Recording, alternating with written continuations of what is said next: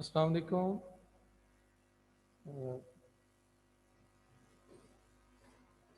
अलीम भाई, एक मिनट। अलीम भाई, एक सेट कर। अस्सलाम वालेकुम बेटा, क्या हाल है? सब लोग ठीक ठाक हैं?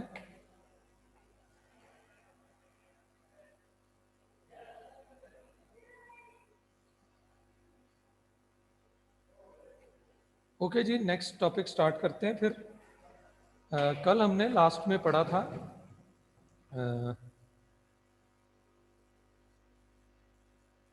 लास्ट टॉपिक था हमारा सिस्टम आर्किटेक्चर।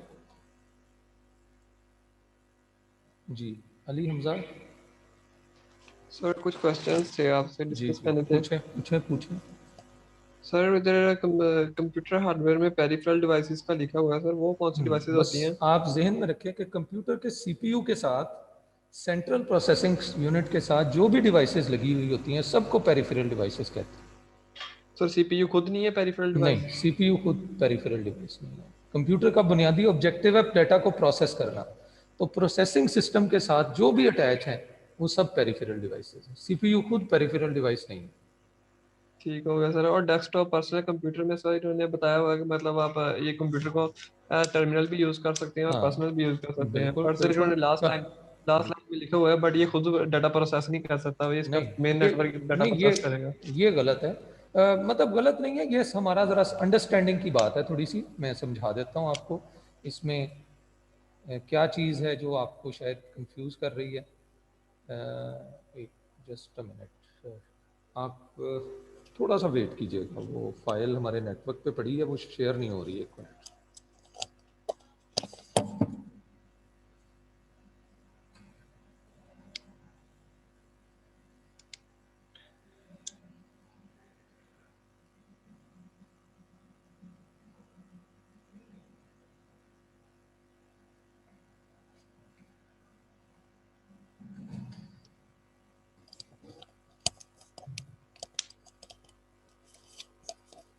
अच्छा जी, इसमें ये जो आपने क्वेश्चन पूछा मैं वो अभी पढ़ भी देता हूँ। फाइल अभी शेयर हो जाएगी तो मैं आपको बुक से दिखा भी दूंगा। ये अभी नेटवर्क ड्राइव हमारी एक्सेसिबल नहीं है, तो हो जाती है अभी।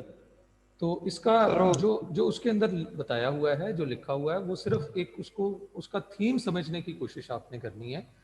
जो जब एज अ टर्मिनल यूज हो रहा होगा तो उस वक्त तो वो कोई प्रोसेसिंग नहीं कर रहा होगा, वो मेन कंप्यूटर ही प्रोसेसिंग कर रहा होगा। लेकिन वो खुद भी एक माइक्रो कंप्यूटर है, यानी ये जो डेस्कटॉप कंप्यूटर है वो अपने डेटा को खुद भी प्रोसेस कर सकता है when ever it is needed.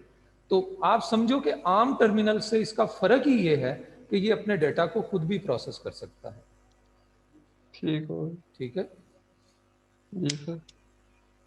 और कोई क्वेश्चन? सर और ये आपने कंप्यूटर के कंपोनेंट्स बताए थे, इनपुट सीपीयू, आउटपुट स्टोरेज और कम्युनिकेट डिवाइसेस, आपने कहा था फिफ्थ पॉइंट, इसके बारे में थोड़ा सा सर आप बता बस दीजिएगा। आपने ये याद रखना ना कि कंप्यूटर में डेटा को कम्युनिकेट करने के लिए कम्युनिकेशन डिवाइसेस भी होती हैं। कम्युनिकेशन डिवाइसेस का काम क्या है? कंप्यूटर के डेटा को जो है वो दूसरे कंप्यूटर्स के साथ जो है वो कम्युनिकेट करवाना, उन तक सेंड करना या उनसे रिसीव करना। सर कोई कम्युनिकेट डिवाइस को नेटवर्क कंप्यूटर भी कह सकते हैं नहीं, फिर? नहीं नहीं, कम्युनिकेशन डिवाइस को नेटवर्क कंप्यूटर नहीं कहेंगे। तो उसी के अंदर सर कम्युनिकेशन, शेयरिंग भी होती है? बात पहले समझे ना। कम्युनिकेशन डिवाइस वो है जो किसी कंप्यूटर के अंदर लगा दी गई। क्यों लगा दी गई? सो दैट कि अब ये कंप्यूटर नेटवर्क कंप्यूटर बन जाए। ठीक। ठीक है, जी सर। और कोई क्वेश्चन? नहीं बस ठीक होगा, चलो, जज़ाकल्लाह सर। अच्छा जी, नेक्स्ट टॉपिक फिर शुरू करते हैं। Types of networks. तो बस जरा जल्दी जल्दी से अब इनको गो थ्रू करते हैं। लोकल एरिया नेटवर्क, बस याद रखना है। नेटवर्क का तो कल पता चल गया था कि टू और more computers, computing devices connected with each other and sharing each other's resources are known as a computer network.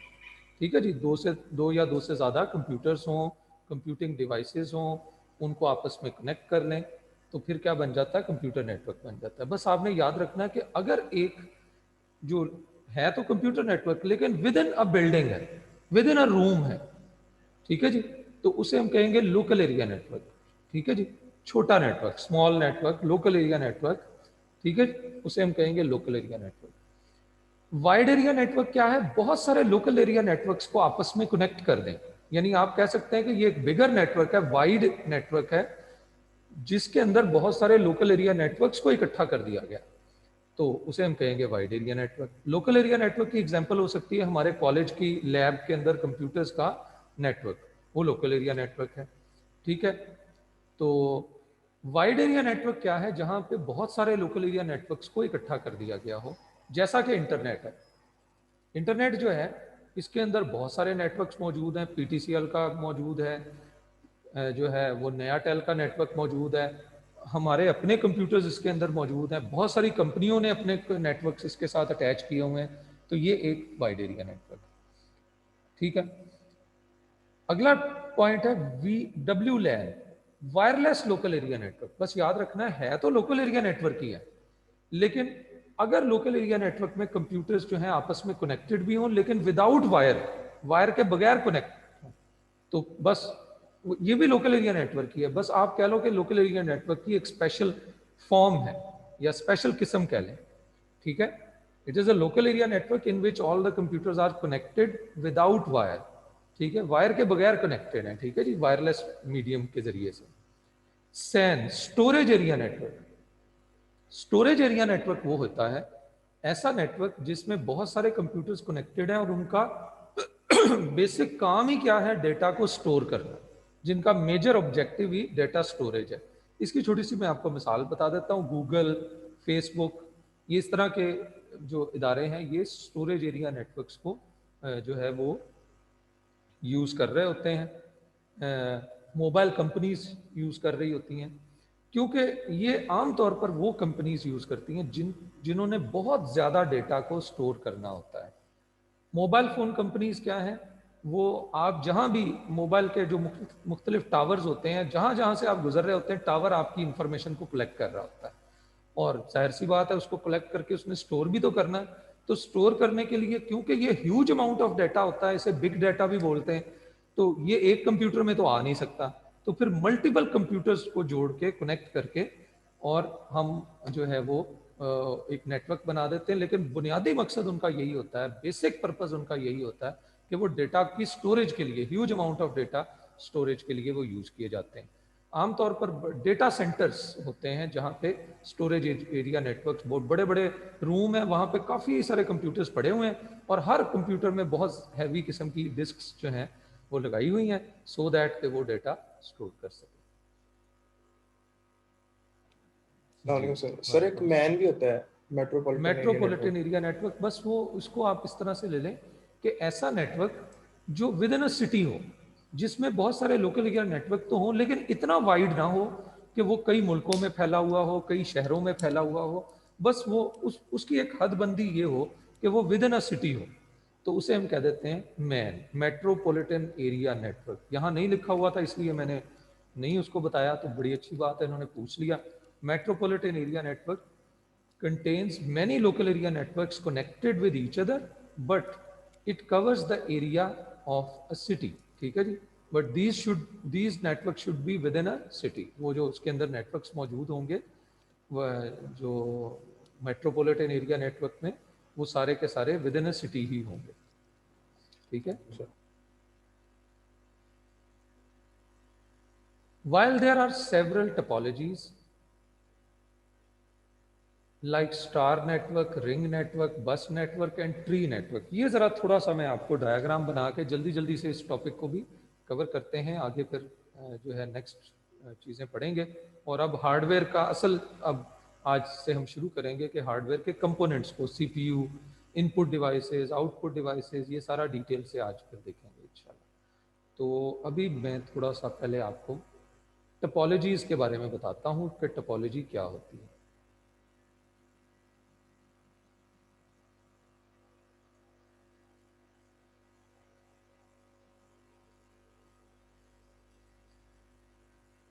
बस आप समझें, arrangement of computers in a network. Computers की एक नेटवर्क के अंदर कंप्यूटर्स की अरेंजमेंट को क्या कहते हैं? टपोलॉजी, या लेआउट कह लें, अरेंजमेंट कह लें, जो भी। कंप्यूटर्स, ये 4 कंप्यूटर्स हैं, इन चारों का नेटवर्क है, तो वो जाहिर सी बात है इस तरह से भी बनाया जा सकता है, एक रूम के चारों कोनों में ये कंप्यूटर्स हों और इनको ऐसे ऐसे कनेक्ट किया गया हो। और इस तरह से भी हो सकता है कि 4 कंप्यूटर्स हों और दरमियान में एक सेंट्रल डिवाइस हो यहाँ पे, और ये सारे के सारे इस सेंट्रल डिवाइस से कनेक्टेड हो, इस तरह से भी हो सकता है। और ऐसा भी हो सकता है कि ये 4 कंप्यूटर्स हैं और कनेक्टेड किस तरह है, ये एक स्पेशल वायर है जो चारों के करीब से ऐसे गुजर रही है और इस तरह से इनको कनेक्ट किया हुआ है। तो ये भी एक तरीका हो सकता है। ये घरों के अंदर जो केबल टेलीविज़न वाले ना, वो ये टेक्निक यूज़ करते हैं। वो घरों के करीब से किसी भी कॉलोनी में वो ऐसे वायर बिछा देते हैं घरों के करीब से, जिस जिस घर में कनेक्शन उन्होंने देना हो वो ऐसे एक टी कनेक्टर लगा के ना वो घर में दे देते हैं। तो बहरहाल इस तरह से भी कंप्यूटर का नेटवर्क बनाया जा सकता है, इस तरह का भी लेआउट हो सकता है। तो ये जो, अगर कंप्यूटर्स की अरेंजमेंट इस तरह से हो किसी भी नेटवर्क में, तो इसे हम कहेंगे रिंग टोपोलॉजी। इस अरेंजमेंट को कहेंगे रिंग टोपोलॉजी। और अगर इस तरह की हो तो फिर इसे कहेंगे स्टार टोपोलॉजी। और अगर इस तरह की हो तो इसे कहेंगे बस टोपोलॉजी। ठीक है जी। और एक और टोपोलॉजी यहाँ पे बताई हुई है, ट्री टोपोलॉजी। तो ट्री टोपोलॉजी ये है कि लाइक अ ट्री, ये ऐसे कि आप समझें कि एक रूम में ये जो है वो 4 कंप्यूटर्स कनेक्टेड हैं, एक और ये रूम है, इधर भी, इधर 3 कंप्यूटर्स हैं जो कि वो इसी स्टार की शक्ल में कनेक्टेड है, स्टार टोपोलॉजी के तहत। और इनको आपस में कनेक्ट करने के लिए एक वायर ऐसे गुजर रही है। तो ये जो वायर है इधर भी कनेक्टेड है, इधर भी कनेक्टेड है, तो ये एक तरह से कॉम्बिनेशन सा हो गया और ये एक ट्री लाइक स्ट्रक्चर जो है वो बन गया। ठीक है जी। ट्री, ये एक समझो कि ये तना है और ये उसके साथ ब्रांचेस हैं। ठीक है जी। तो इस तरह से ये ऐसे नेटवर्क को ट्री नेटवर्क बोल देते हैं। ठीक है जी।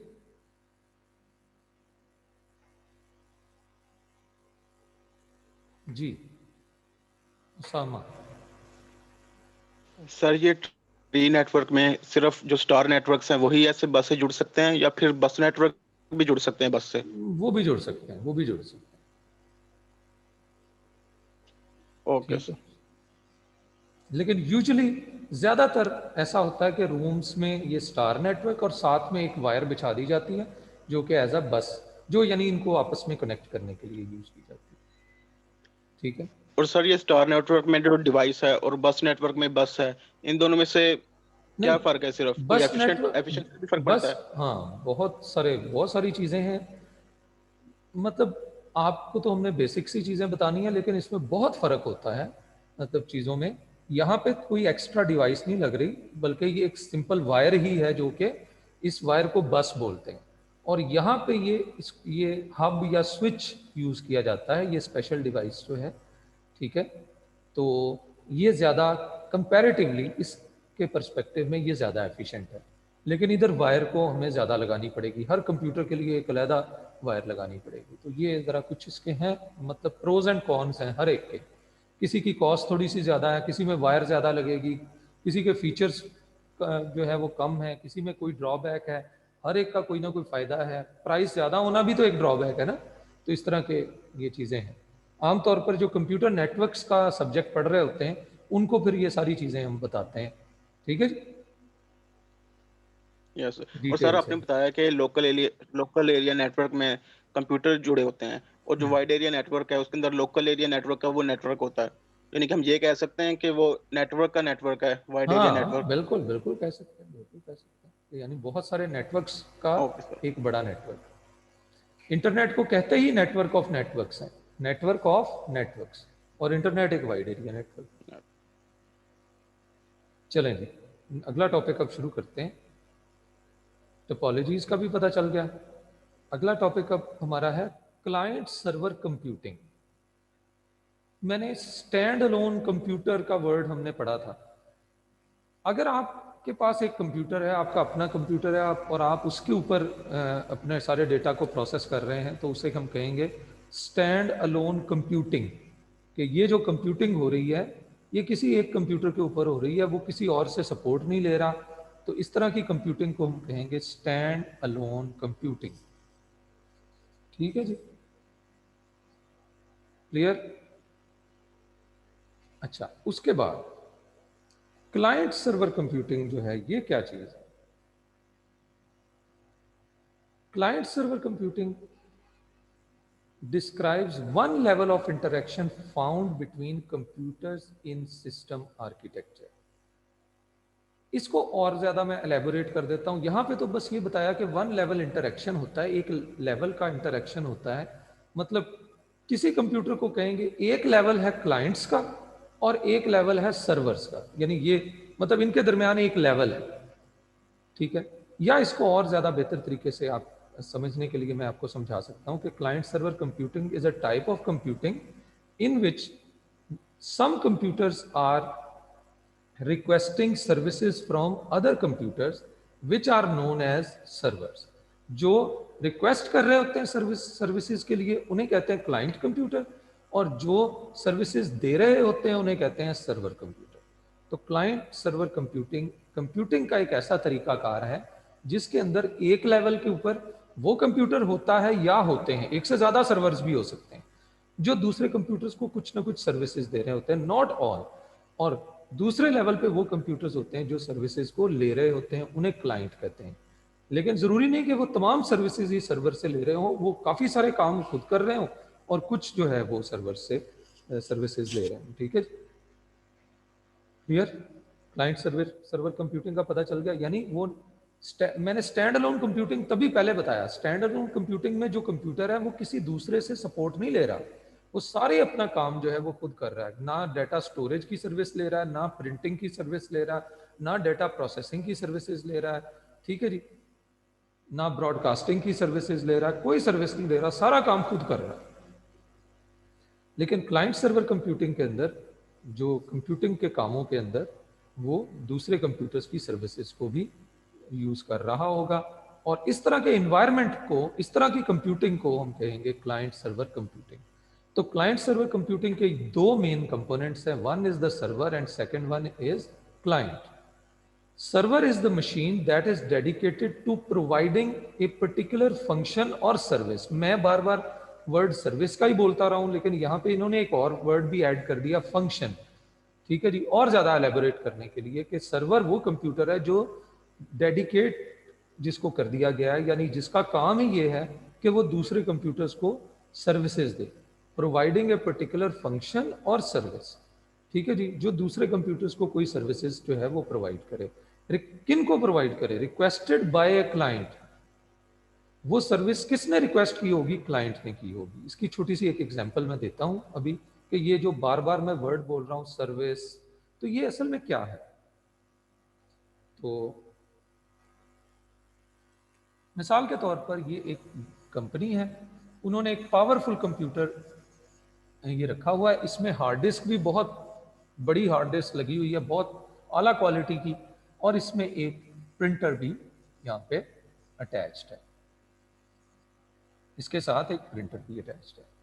अच्छा, दूसरे रूम में ये कुछ कंप्यूटर्स पड़े हुए हैं, ये भी सर्वर के साथ वो थ्रू वो लगा लें, चाहे आप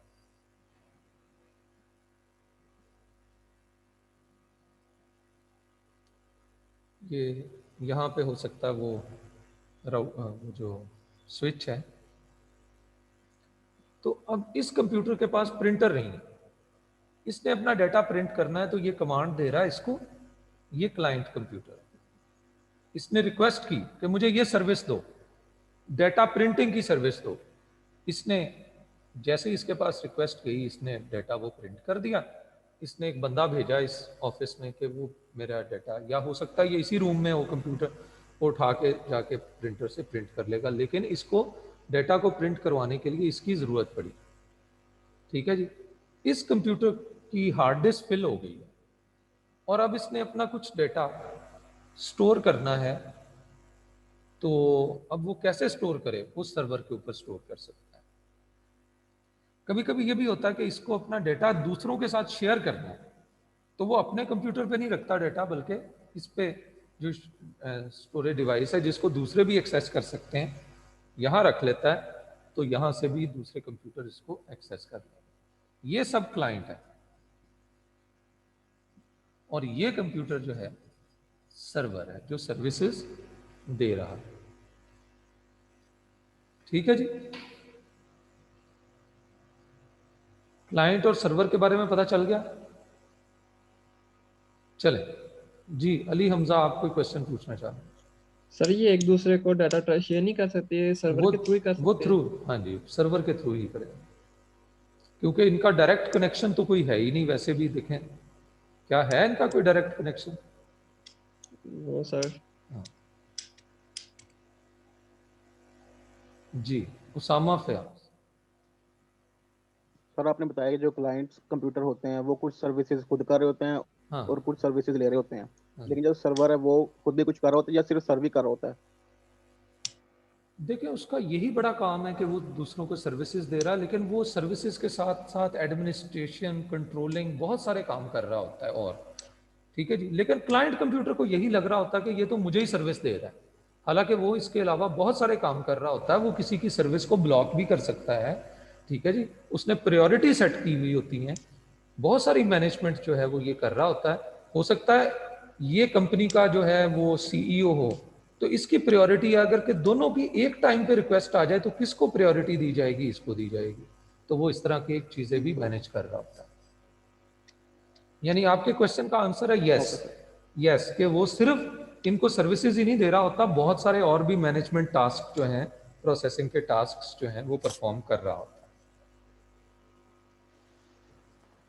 ओके सर। अच्छा जी, आगे चलते हैं।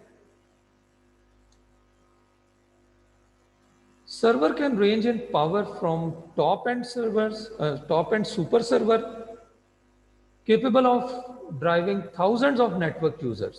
वही बात, वो जो मेन फ्रेम कंप्यूटर भी एज ए सर्वर काम करता है, याद है ना, मेन फ्रेम कंप्यूटर का बताया था, थाउजेंड्स ऑफ यूजर्स को सपोर्ट करता है, तो उसे हाई एंड सर्वर भी कहते हैं या टॉप एंड सर्वर भी कहते हैं।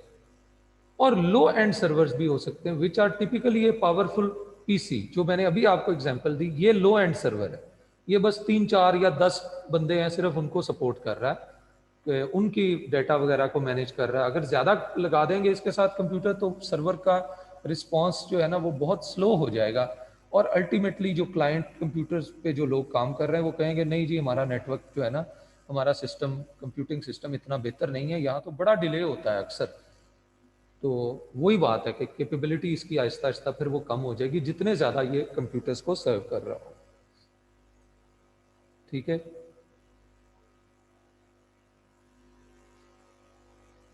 Different types of servers might include, ये पावर यानी एक पावरफुल पर्सनल कंप्यूटर भी, पीसी भी एज ए सर्वर काम कर सकता है, लेकिन वो लो एंड सर्वर होगा, वो बहुत थोड़े से यूजर्स को सपोर्ट करेगा। Different types of server might include file server, network server, print server, email server, fax server. चलो अब इनके बारे में मैं बताता हूं। अगर कोई सर्वर कंप्यूटर दूसरे कंप्यूटर्स को सिर्फ ये सर्विस दे रहा हो कि भाई फाइल्स आप अपनी मेरे पास स्टोर कर सकते हैं, चाहे वो शेयरिंग के लिए हो, चाहे वो आपके पास डिस्क स्पेस कम हो, तो मैं ये वाली सर्विसेज आपको दूंगा, तो तब हम इस, है तो ये सर्वर ही, लेकिन फिर हम इसे बोलेंगे कि ये क्या है, ये फाइल सर्वर। और अगर ये प्रिंटिंग की सर्विसेज दे रहा है तो ये फाइल सर्वर के साथ साथ प्रिंट सर्वर भी है। यानी एक कंप्यूटर एक वक्त में एक से ज्यादा किस्म की भी सर्विसेज दे सकता है। तो जिस तरह की सर्विसेज देता है उसी बेस पे उसे हम फाइल सर्वर बोलते हैं। File server are used to manage the data files that are accessible to the user of the network. All the shared data files for the system are held on a file server. जितनी भी data files होती हैं जो कि shared होती हैं, वो सारी की सारी फाइल सर्वर कंप्यूटर पे रखी जाती हैं, are accessible through a file server, और वो फाइल सर्वर के थ्रू एक्सेसिबल होती हैं सबके लिए। प्रिंट सर्वर उसको कहेंगे जो कि प्रिंटिंग की सर्विसेज दे रहा है। नेटवर्क सर्वर उसको कहेंगे जो फाइलें तो नहीं रख रहा लेकिन जो मैसेजेस रूट कर रहा है, कि इन कंप्यूटर्स के दरमियान कम्युनिकेशन करवा रहा है। इधर बैठा हुआ बंदा कोई भी मैसेज कर रहा है वो इसको पहुंच रहा है, अगर वो इसको सेंड कर रहा है, अगर इसको सेंड कर रहा है तो इसको पहुंच रहा है। बिजनेस कंपनीज के अंदर ईमेल्स का सिस्टम भी होता है, इंटरनल ईमेल्स का। वो ऐसी ईमेल्स होती हैं जो विद इन द कंपनी ही चलती हैं, कंपनी से बाहर नहीं जाती। कंपनी के जो एम्प्लॉयज होते हैं वो आपस में एक दूसरे को ईमेल्स करने के लिए इस सर्वर को जो है वो यूज कर रहे होते हैं। ठीक है जी, तो उन्हें ईमेल सर्वर्स जो है वो कहा जाता है। ठीक है, नेटवर्क सर्वर जो नेटवर्क कम्युनिकेशन के अंदर कंप्यूटर्स को आपस में कम्युनिकेट करवाना। ठीक है जी, लें जी, नेक्स्ट टॉपिक अब शुरू करते हैं।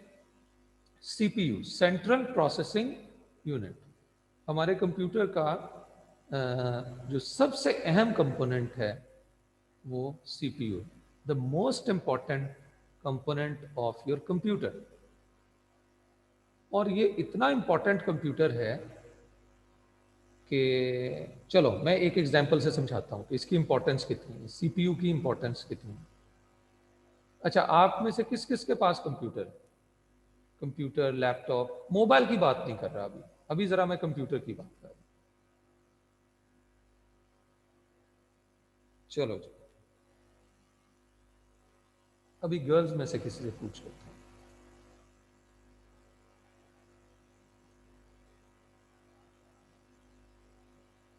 जी, दुआ फातिमा, जी बेटा आप बताओ, आपके पास कौन सा कंप्यूटर है?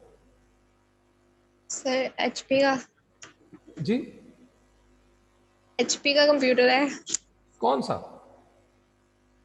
सर, नाम मॉडल नहीं पता। अच्छा चलो, एनीवन एल्स, कोई और भी बताए ना, अभी मैंने 3-4 बंदों से पूछना है। जी चलो, उसामा फयाज से पूछ लेते हैं। जी उसामा, आपके पास कौन सा कंप्यूटर है? सर i5 है। i5, लो जी, उसामा ने कहा i5, वेरी गुड। अच्छा, एहसन रियाज से पूछते हैं। सर एहसन, प्रोसेसर पूछ रहे हैं या मॉडल कम- भी पूछ रहे हैं वैसे लैपटॉप? अच्छा, मैं असल में ये पूछ पता क्यों रहा था, यूजुअली ये तो आपने अब मुझसे सवाल आगे करना शुरू कर दिया ना प्रोसेसर का और ये वो, ठीक है, लेकिन एक कॉमन जो पर्सन होता है ना, कॉमन पर्सन से पूछेंगे ना तो वो कहेगा सर मेरे पास i5 कंप्यूटर है, मेरे पास कोर टू डू कंप्यूटर है, पुराना जिसके पास होगा। कोई कहेगा मेरे पास सर i7 है, जिसके पास ज़रा ज़्यादा लेटेस्ट है। तो क्यों जी, ऐसे ही है, एग्री करते हैं आप? ऐसे ही है। ऐसे ही है। Yes sir. अच्छा, तो कोई कोई शायद ये कह दे मेरे पास एचपी का कंप्यूटर है, लेकिन मोस्टली लोग कहेंगे, जैसे वो दुआ फातिमा ने कहा कि जी एचपी का कंप्यूटर है, लेकिन यूजुअली कोई एचपी का, बहुत कम लोग हैं जो कॉमनली लोग कहेंगे एचपी का कंप्यूटर है या डेल का कंप्यूटर है या सोनी का कंप्यूटर है, तोशिबा का कंप्यूटर है, बल्कि वो कहेंगे i5 कंप्यूटर है, i7 कंप्यूटर है, कोर टू डू कंप्यूटर है, पेंटियम 2। जब हम लोग स्टूडेंट थे आपकी तरह, उस वक्त पेंटियम 2 था। मैंने अपना पहला कंप्यूटर 1997 में खरीदा था, 24 ईयर्स बैक, तो वो पेंटियम 2 था।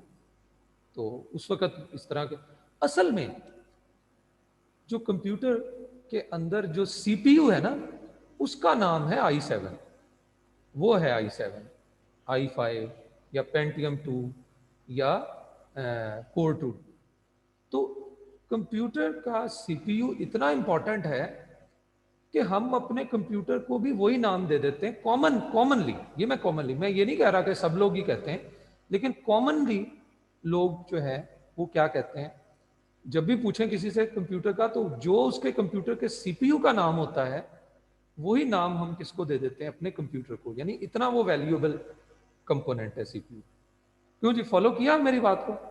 असल में मैंने ये सारा जो आपसे क्वेश्चन किया, पूछा, ये मैं इंपॉर्टेंस बताना चाह रहा था कि कंप्यूटर के सीपीयू की इतनी इंपॉर्टेंस है कि जो नाम हमारे कंप्यूटर के सीपीयू का होता है वही नाम हम अपने कंप्यूटर को दे देते हैं।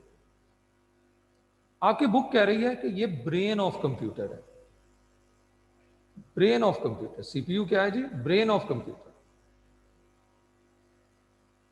Sometime refer to as microprocessor. आमतौर पर लोग इसे सीपीयू नहीं बोलते, इवन माइक्रो प्रोसेसर भी नहीं बोलते, बल्कि क्या कहते हैं, प्रोसेसर। आमतौर पर कंप्यूटर का जो सीपीयू होता है उसको लोग सीपीयू भी नहीं कहते और माइक्रो प्रोसेसर भी नहीं कहते, बल्कि सिर्फ प्रोसेसर कह देते हैं। ठीक है जी। This part contains all this electronic circuitry that the computer needs to manipulate data and execute instructions। लो जी, सबसे अहम पॉइंट जो है वो ये कि ये करता क्या है भाई, ये मैनिपुलेट करता है डेटा को प्रोसेस करता है आप कह लो, एंड एग्जीक्यूट इंस्ट्रक्शन, और उस डेटा के ऊपर मुख्तलिफ इंस्ट्रक्शंस को क्या करता है, अप्लाई करता है, अप्लाई करके उसको प्रोसेस करता है। The CPU is where most calculation takes place, या कैलकुलेशंस की बजाय भी और अच्छा वर्ड आप यूज कर लें। अब इससे ज़हन में आता क्या ये सिर्फ कैलकुलेशन ही करता है? वैसे असल बात यही है कि कोई भी काम कर रहा है, इवन कोई मूवी चल रही है कंप्यूटर पे, कोई ऑडियो को प्रोसेस कर रहा है कंप्यूटर, तो तब भी बैक एंड पे वो हर काम को कैलकुलेशन के जरिए से ही परफॉर्म कर रहा होता है। कैलकुलेशंस और कंपैरिजंस, बस ये इसके बेसिक काम है, वो मैं अभी समझाता भी हूँ आगे जाके। तो कैलकुलेशंस की बजाय अगर हम कह लें processing, the CPU is where most processing takes place. ठीक है, ये वो जगह है जहां पे मोस्टली जहां पे डेटा प्रोसेसिंग हो रही होती है। आजकल वैसे सीपीयू के साथ साथ एक नई चीज भी कंप्यूटर के सीपीयू को सपोर्ट करने के लिए लगा दी जाती, उसके लिए वर्ड यूज किया जाता है जीपीयू। पहले नहीं ऐसा होता था। सीपीयू को सपोर्ट करने के लिए एक स्पेशल किस्म का और सीपीयू एक तरह से लग गया, और बल्कि उसको सीपीयू नहीं कहा जाता बल्कि जीपीयू कहा जाता है, ग्राफिकल प्रोसेसिंग सिस्टम। क्योंकि आजकल कंप्यूटर पे हम बहुत आउटपुट, बड़ा हाई डेफिनेशन हम चाहते हैं,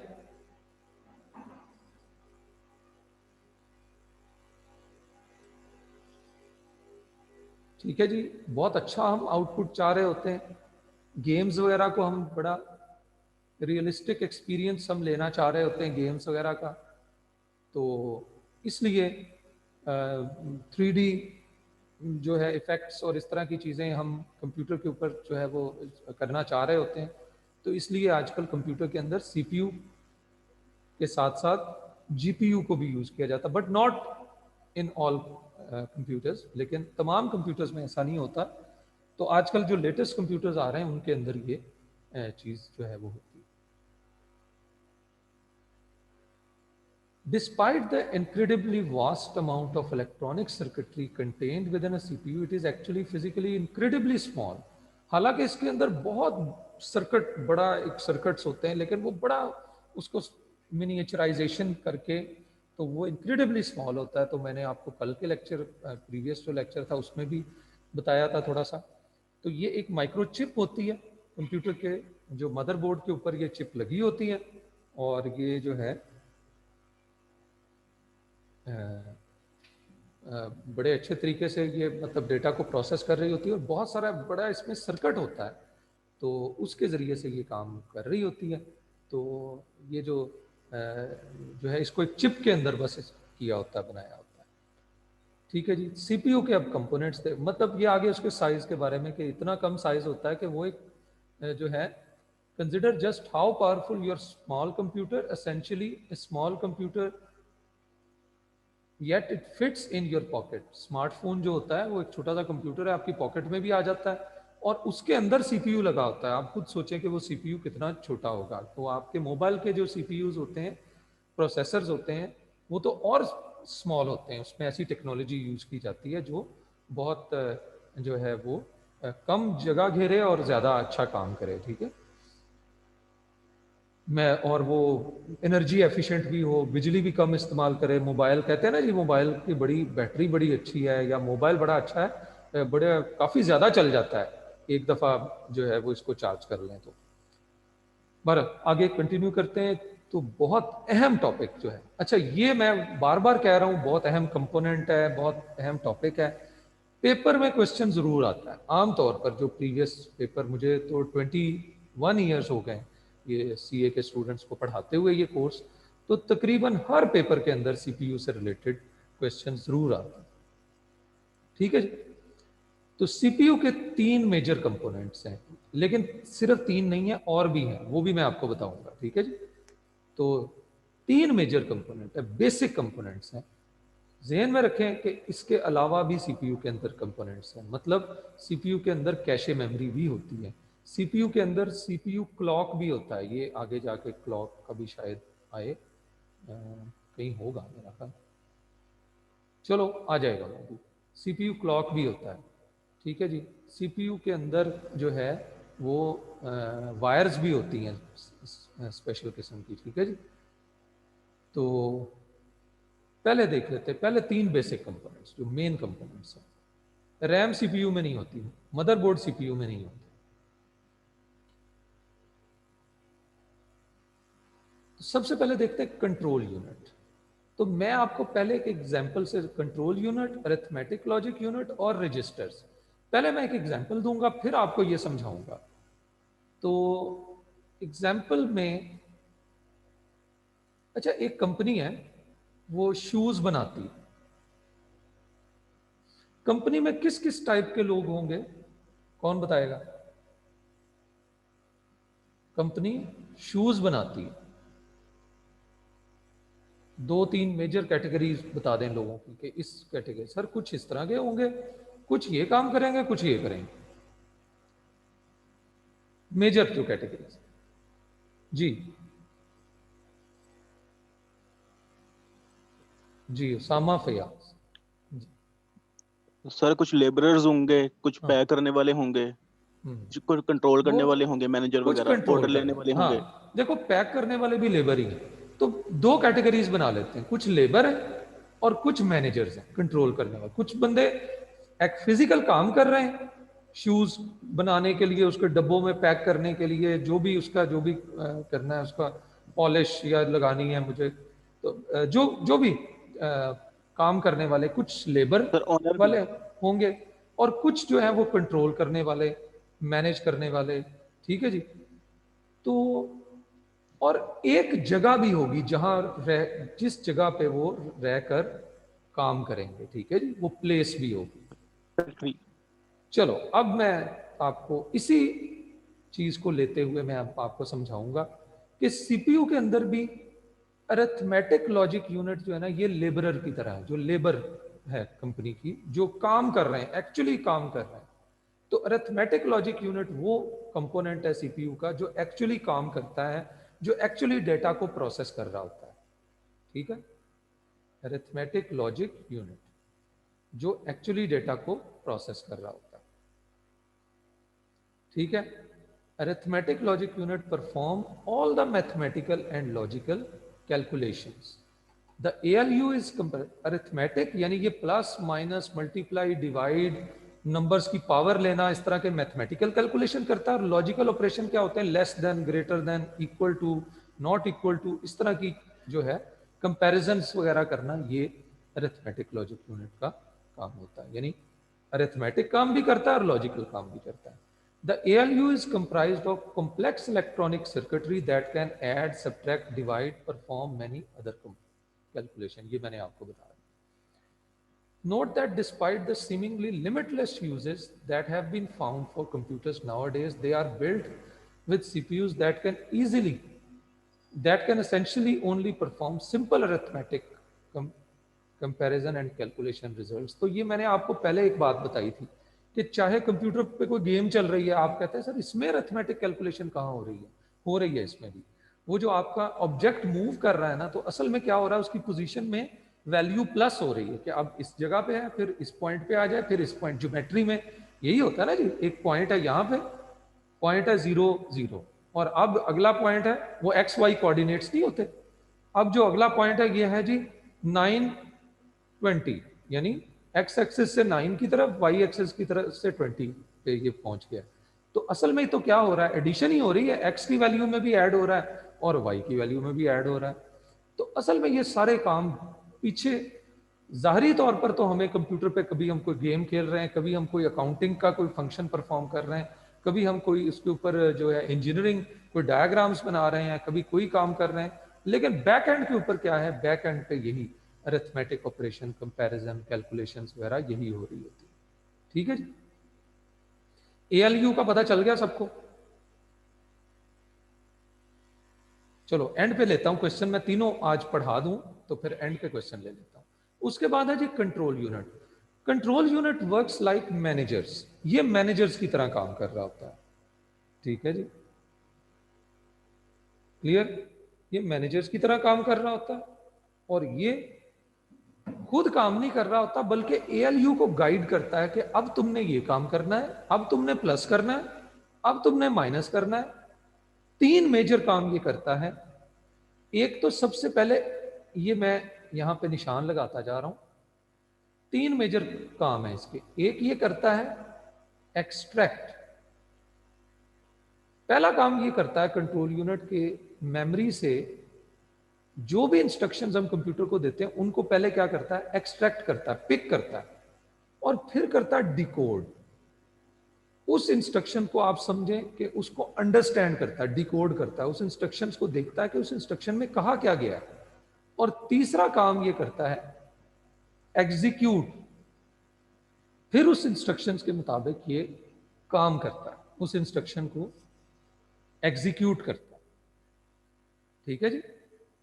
एक्सट्रैक्ट करता है इंस्ट्रक्शन को मेमोरी से, पिक करता है, फिर उसको डिकोड करता है और फिर उसको एग्जीक्यूट करता है।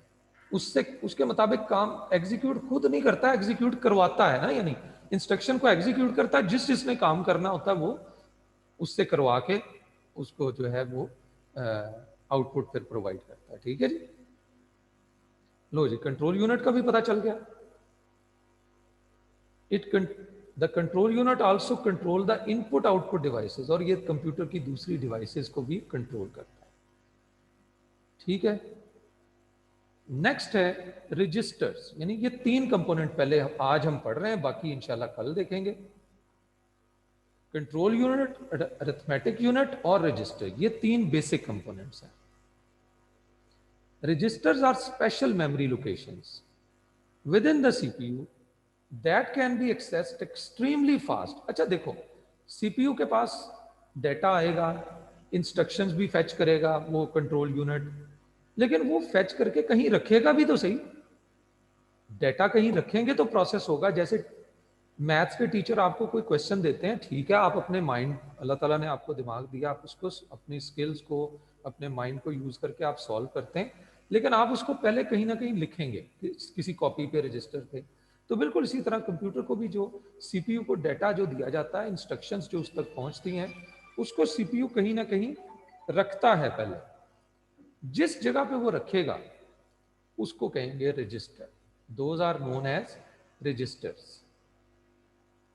Registers are special memory locations within the CPU that can be accessed extremely fast. तो registers extremely fast, उसमें डेटा बड़ी फास्ट भेजा भी जा सकता है, और जब डेटा प्रोसेस हो जाता है रजिस्टर से बहुत क्विकली वो डेटा आउटपुट डिवाइसेस तक पहुंचा भी दिया जाता है। तो बस आपने ये समझना है कि जिस तरह कंपनी में वर्कर्स हैं, उस वो वर्कर्स का काम ALU करता है, मैनेजर्स का काम कंट्रोल यूनिट करता है, और वो जो कंपनी है जहां पर रह के वो सारे काम कर रहे हैं उस कंपनी को कहेंगे register.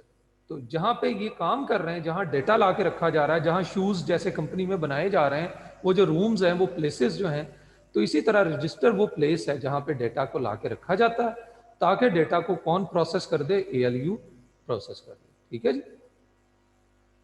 These are used to store data that is to be executed next by control unit. यहाँ वो डेटा रखा जाता है ताकि कंट्रोल यूनिट उसको देखे डेटा को क्या है, उसमें उस पर क्या ऑपरेशन परफॉर्म करना है, और फिर ALU को कहे कि चलो जी इसको प्रोसेस करो, ठीक है जी। तो ये काम होगा रजिस्टर्स का। ले जी, आज हमने CPU के बेसिक कंपोनेंट्स भी पढ़ लिए, क्लाइंट सर्वर कंप्यूटिंग भी पढ़ लिया, सर्वर की टाइप्स भी पढ़ ली, नेटवर्क की टाइप्स भी पढ़ ली, और नेटवर्क की टोपोलॉजीज भी पढ़ ली। इसके बारे में कोई भी क्वेश्चन हो तो कर सकते हैं आप। अभी 5 मिनट हैं हमारे पास। उसामा के अलावा भी स्टूडेंट्स पूछा करें, बाकी लोग भी क्वेश्चन पूछा करें भाई। सर अगर MCQ आए कि प्रोसेसिंग कौन सा पार्ट करता है, हाँ, तो ALU आपको ALU ही CPU लिखना बोथ है, या नन, तो फिर क्या करेंगे? ALU ही लिखना है। प्रोसेसिंग Both करते में है ना? Actual processing, no, actual processing कौन करेगा, CPU करेगा। वो डायरेक्ट करता है प्रोसेसिंग को कि क्या प्रोसेसिंग करनी है, कंट्रोल, ठीक है। सर अगर लिखा सीपीयू है एएलयू? नहीं, अगर तो सीपीयू का लिखा हुआ हो तो फिर तो सीपीयू नहीं करनी है प्रोसेसिंग, ठीक है जी। और अगर कहा जाए कि अरिथमेटिक ऑपरेशन कौन परफॉर्म कर रहा है, कैलकुलेशन कौन परफॉर्म कर रहा है, ठीक है जी, तो फिर एएलयू लिखना है। वैसे इस तरह का क्वेश्चन होगा नहीं, क्योंकि प्रोसेसिंग ये तो दोनों, यानी ये तो हो गया ना कि अरिथमेटिक यूनिट भी तो सीपीयू के अंदर ही है ना। होना तो क्वेश्चन ये चाहिए यस कि सर। सीपीयू हो, रैम हो, हार्ड डिस्क हो, इसमें से बताओ कौन प्रोसेसिंग करता है, तो फिर हम कहेंगे सीपीयू।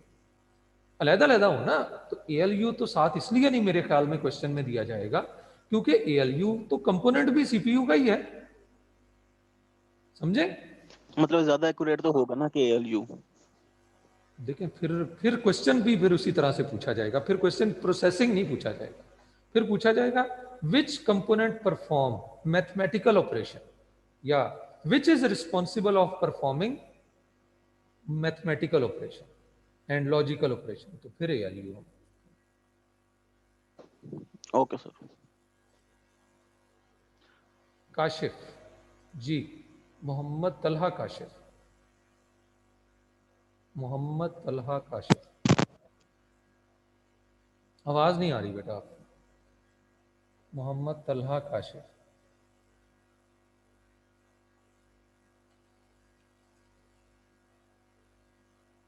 आपकी आवाज नहीं बेटा आ रही।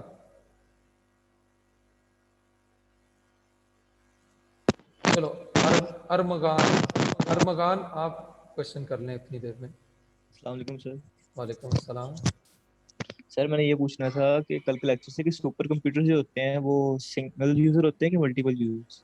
वो एज अ सिंगल यूजर भी यूज हो सकते हैं, मल्टीपल यूजर भी यूज हो सकते हैं, लेकिन उनका मेन ऑब्जेक्टिव मल्टीपल यूजर्स है ही नहीं। उनका मेन ऑब्जेक्टिव ये है कि वो फास्ट कैलकुलेशन करें, चाहे मल्टीपल यूजर करवा लें उससे फास्ट कैलकुलेशन, एक्सट्रीमली फास्ट, चाहे से एक यूजर करवा लें, चाहे एक ही ठीक साइंटिस्ट है वो कंट्रोल कर रहा है स्पेसशिप को, देख रहा है उसकी कैलकुलेशन क्या हो रही है, वो बड़ी फास्टली उसको करके बताया जा रहा है कि ये अब इस पोजीशन पे जा सकती है ये स्पेसशिप, सारी कैलकुलेशन कर रहा है, ठीक है।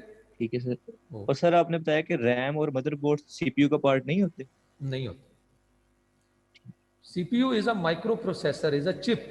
वही तो कल समझाया था, इतना ज्यादा मैंने इस पे, मैं तो खपा हूं। मैंने कहा कि वो जो डब्बा सा होता है सीपीयू कंप्यूटर के साथ, वो सीपीयू नहीं होता, उसे हमने सिस्टम बॉक्स कहना है। CPU is a processor, as a small chip. इधर अगर मेरी तरफ देखें तो बस इतनी सी चिप होती है।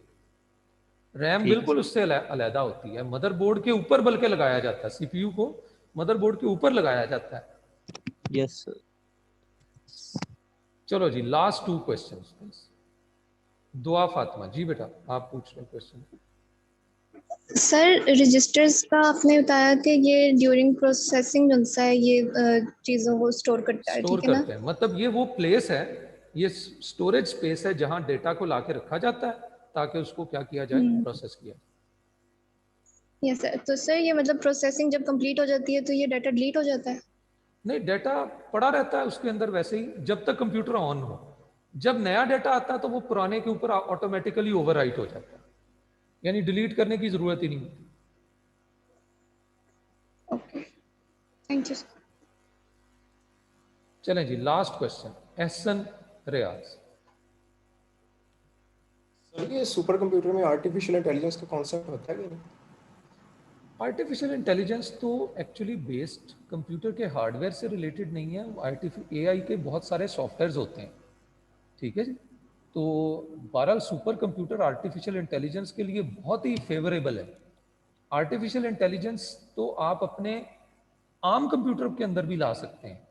आजकल बहुत सारे एआई के एल्गोरिदम्स हैं जिनके मुताबिक सॉफ्टवेयर बनाए जाते हैं। आपकी बहुत सारी इंटरनेट की जो वेबसाइट्स हैं वो आर्टिफिशियल इंटेलिजेंस के कॉन्सेप्ट्स को अप्लाई कर रही हैं। रिकमेंडर सिस्टम आजकल आपने बहुत सारी साइट्स के ऊपर देखा होगा, आप जाते हैं, आप कोई चीज़ को क्लिक करते हैं अभी या बाय कर लेते हैं, वो आपको कुछ और भी रिकमेंड करना शुरू कर देता आपके मतलब ब्राउजिंग पैटर्न को देखते हुए बहुत सारी चीज़ों को। तो वो भी आर्टिफिशियल इंटेलिजेंस के कॉन्सेप्ट को अप्लाई कर रहा होता है, ठीक है।